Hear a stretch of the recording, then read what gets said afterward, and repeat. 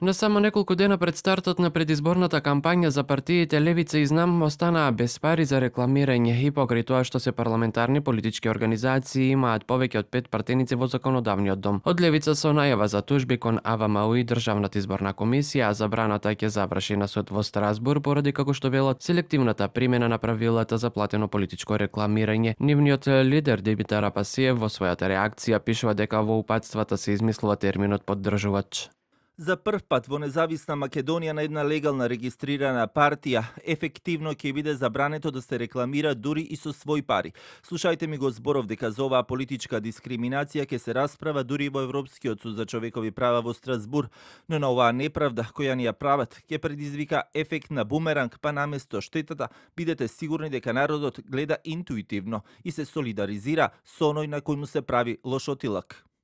Од движењето Знам, кои што се коалиционен партнер на ВМРО-ДПМН за сега остануваат без коментар за тоа што не им се одобрени средства за рекламирање за време на кампањата што започнува за 4 дена. Лидерот на СДСМ пак Венко Филипче вели дека тие се отворени за разговор и модифицирање на процесите поради реакциите што ги има во јавноста од независни луѓе, граѓански организации. За ваквата донесена одлука реагира и од граѓанската опција за Македонија, од каде велат дека се згрозени од постапката на ДИК и АВМУ од исклучувањето за покривање на трошоците за рекламирање. Па нели како напредуваме кон ЕУ и во НАТО, треба да ги зголемуваме демократските капацитети на општеството, а ние напротив создаваме тоталитарен систем својствен за други општества и други времиња. Ја осудуваме ваквата одлука на АВМУ, зашто гром бара фер избори без насилие, без медиумска злоупотреба и со еднаква шанса за сите. Целта на државното финансирање на медиумската кампања на изборите е да се овозможи медиумски простор и на помалите политички партии, на независните кандидати, со цел да се поттикне плурализмот, да се подигне демократскиот капацитет на општеството и граѓаните да имаат поголема понуда и да направат вистински избор.